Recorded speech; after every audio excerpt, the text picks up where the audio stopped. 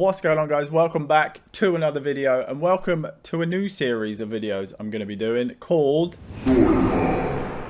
where I tell you some of my craziest and funniest stories from my adventures. So many mental things happen when I'm out climbing that either I just haven't filmed because I'm not filming, or I can't film because I've been caught and I've had to hide my cameras. To kick this series off, we're going to start right back at the beginning with a video that completely changed my life. A lot of you OG subscribers will know the video I'm talking about, and that is the Southampton crane climb that I released back in 2013. And I'm actually filming this video on the 10-year anniversary of this climb, which is crazy. So it's early 2012. I'm doing my parkour stuff and I just secured a job performing at a water park in Italy, doing things like acrobatics, high diving, that kind of stuff. But a few days before I had to leave for Italy, I saw that a huge crane had popped up in Southampton. Me and my friend Simon, that I used to do parkour with, we'd been talking about climbing it, but I had to go away. So we kind of just thought, all right, we'll leave it. If it's still there when I'm back, then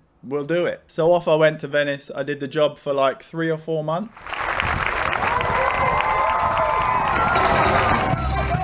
Yes, ladies and gentlemen, 25 meters, 25 metri.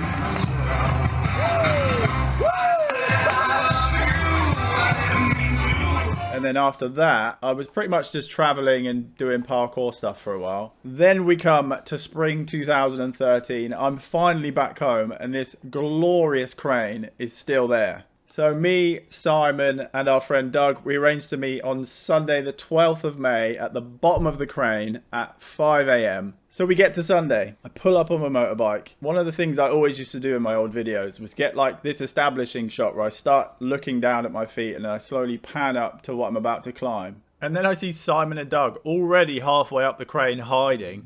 They didn't even wait for me. So I cracked on, I hopped over the fence, filmed a few of the shots I wanted to get. There's that classic pan up shot. Then I hopped over this fence. God, it used to be so easy to do this stuff. Ladders, ladders, ladders, so many ladders. Ladders are the worst part by far.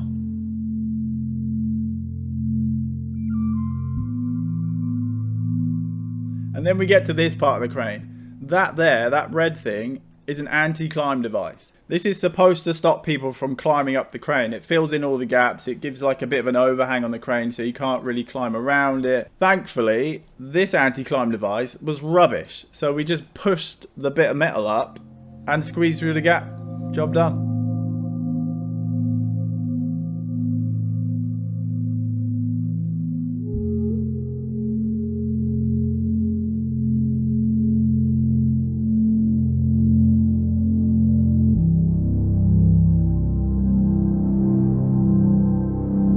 Look at that.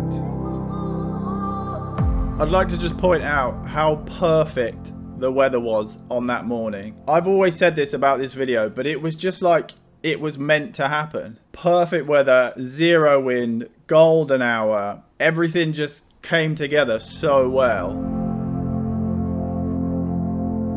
Here we go, walking the beam. It's funny because just watching me walk across this beam for some people is enough to make them absolutely shit themselves.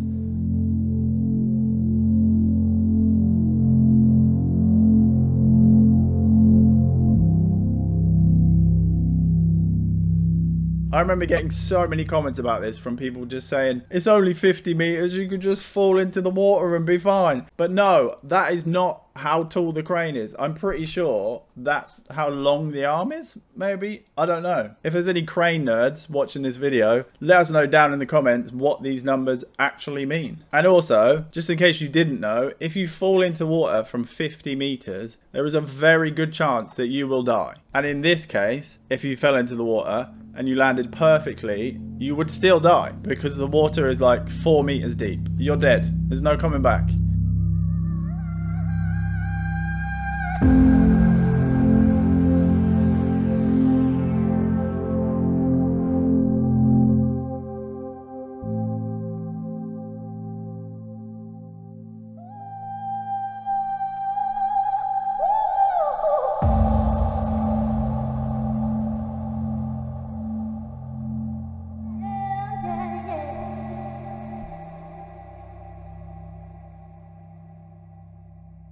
You wouldn't believe how many people thought that was fake. This is fake. How's he filming this? I don't see any camera. The answer to that question is very simple.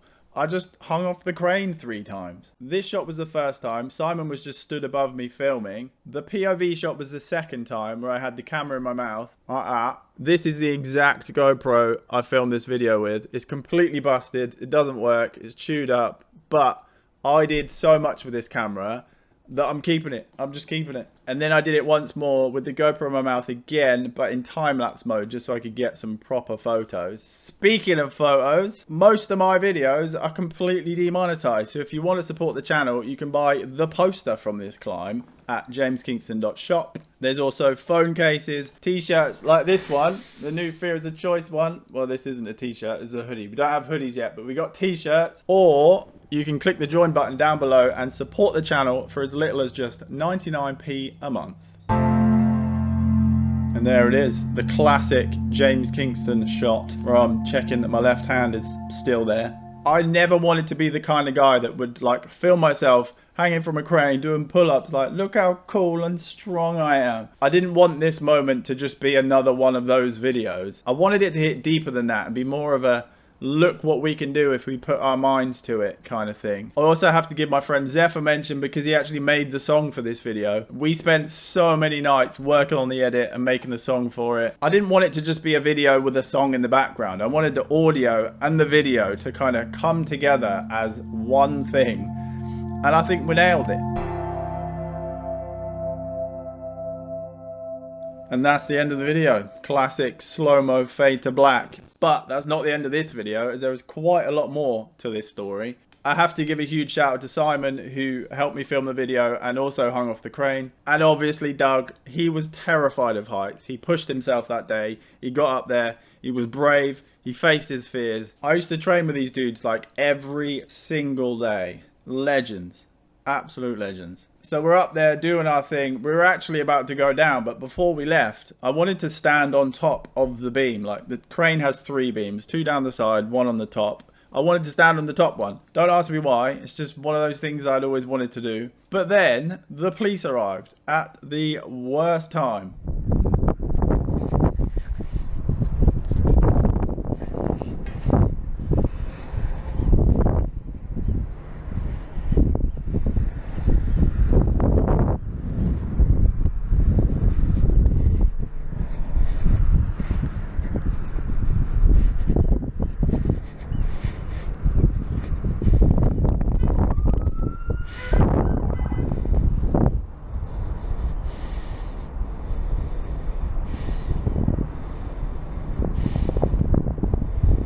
Now I get that we're not supposed to be up there, right? I get that. But putting your sirens on, full whack, just as I'm standing up on the top beam of a 100-meter crane, that's kind of dumb. Thankfully, I'm not easily jump scared, so it was fine. I didn't fall. I'm still alive. At this point, we started climbing down. We got our bags, and I made sure they didn't see the camera. The policemen were actually pretty decent guys. They were just a bit shocked, I think. They didn't have much to say other than, what the fuck? And don't do it again. And that was it. But that wasn't it. As the day after I put the video out, I was being contacted by literally every media outlet in the UK and a ton from other countries. I was doing interviews non-stop for like 4 days, back to back to back. There was press all over the building site trying to get to like the site manager to talk about what had happened. The video got over 2 million views in like a few days. Like, my shit was popping off. So a few days later, I actually got contacted by the site manager. He was a really nice bloke, and he said, can you come in and help us make this crane unclimbable? And after everything I put him through, it was the least I could do. So I went in, we spoke about some things, they sorted it. Another crazy thing that happened is somebody actually sent the construction company photos of us on top of the crane. Here's us 3 at the top. Here's me hanging. There's the one arm hang. And then here's Simon hanging. I remember seeing these photos for the first time, and it just felt so weird. Just knowing that someone was watching us and taking photos of us while we're up there in our own little world. I have no idea who took these photos, still, to this day. No idea. I don't know if that was the person that phoned the police. Either way, cool pictures. And the last insane thing that happened about a week later, I received a phone call from a company called Firecracker Films. They explained that they worked with Channel 4 and they just pitched an idea to Channel 4 about making a TV show about the crazy Russian climbers, which is kind of what we knew them as back in the day. And Channel 4 weren't interested because they wanted someone British to be the main focus of the show. So Firecracker just killed off the idea and they were like, we can't do it. There's no one British doing this kind of stuff. They told me that the day after they had that meeting with Channel 4, I released my video. Then they were like, holy shit, this is it. So they contacted me. They came down to Southampton to film like a little test interview, pitched it to Channel 4 again with me as the main focus, and boom, that was it. Don't Look Down was born.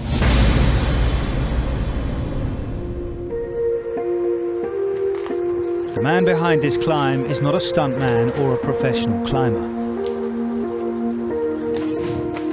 but a 23-year-old who lives at home with his mum in Southampton.